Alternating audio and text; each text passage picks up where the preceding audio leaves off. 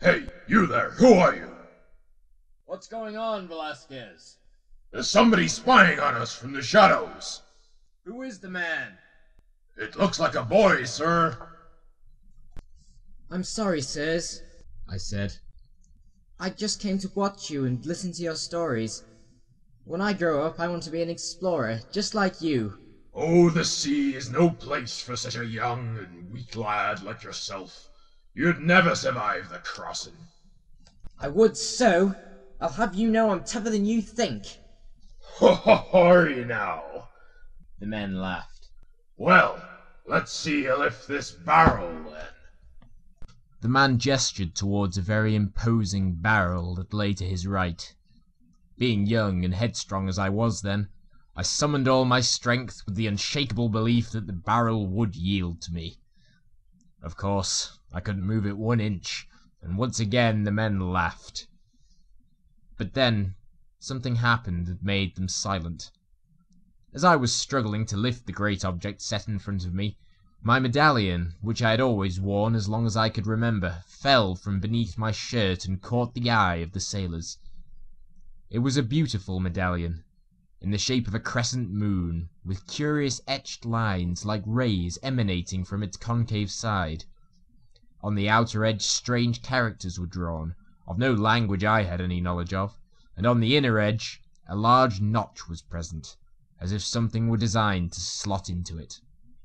The metal looked uncannily like gold, which is doubtless why it caught everybody's attention, but was far too light and strong to be so.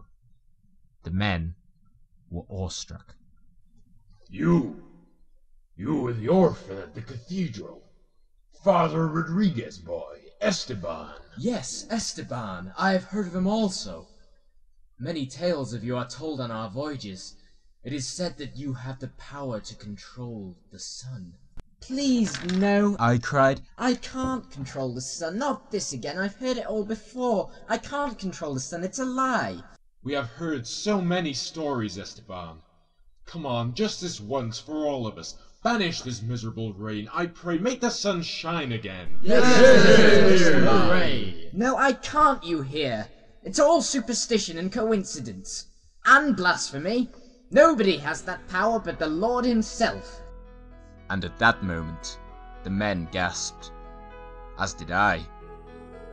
A warm golden crescent had been cast upon the crowd of huddled sailors. Realizing it had stopped raining, I looked down at my medallion and was momentarily dazzled.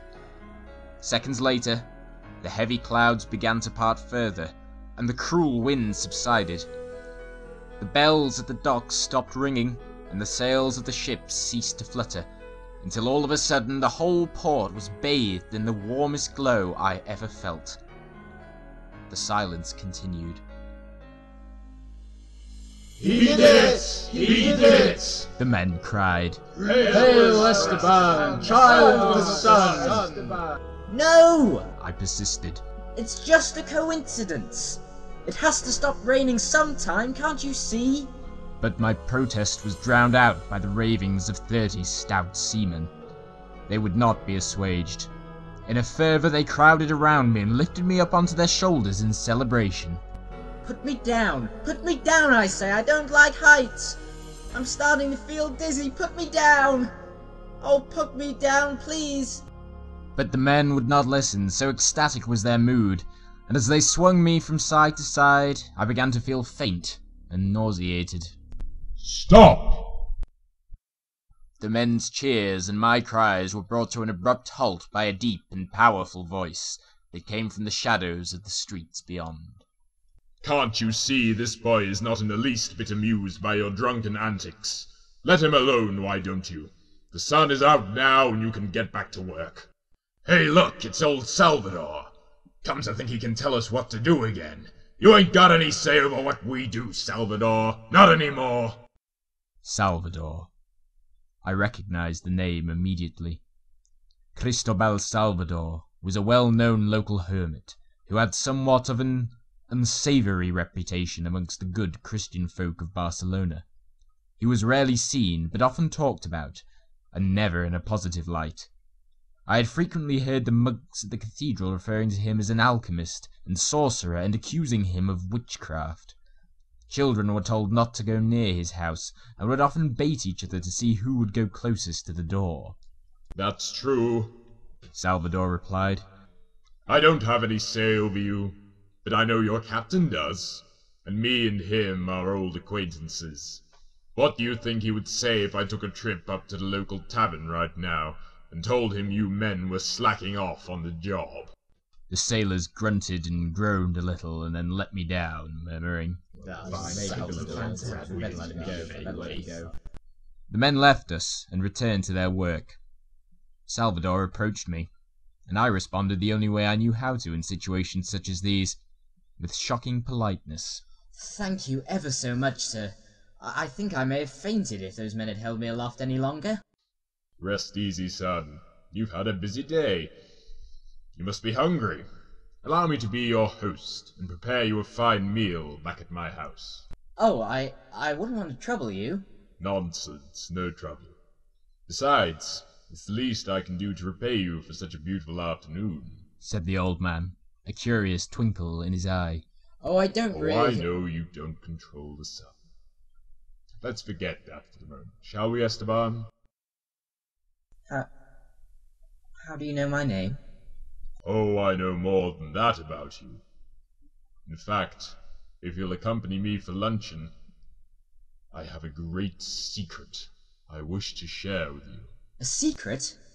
Now that is intriguing. What is it? Salvador looked at me for a long time. After we eat. And so I accompanied Senor Salvador back to his house, as he had suggested, and took lunch with him. It was certainly a very strange old house, not at all as I had imagined it to be on the many occasions I had passed it. It was built mostly of wood and had a dank, musty air to it, probably due to the fact that no window had been opened in living memory, as all the windows were boarded up. Thus it was also a very dim house, and I could not make anything of the dusty old books and parchments that adorned the shelves, just unintelligible, peculiar symbols and sketches.